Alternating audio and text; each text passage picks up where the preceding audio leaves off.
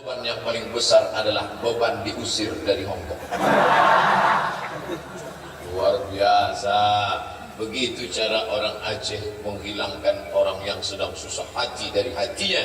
Hilang, diambil air, disiram ke kepalanya. Di laut diikat, pus sejuk. Ambil air.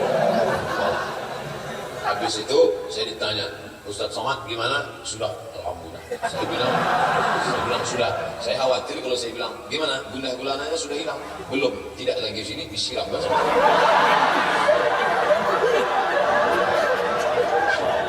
Hanya saja satu yang belum. Pakai celana seragam Aceh, pakai baju Aceh, pakai shawl Aceh, pakai topi Aceh. Satu yang saya tak dikasih, rencong Aceh. Dan ini hati masih panas ini. Kasih nanti kemana-mana perginya. Jadi untuk sementara ini tak usah kasih dia rencong, kasih mikrofon aja.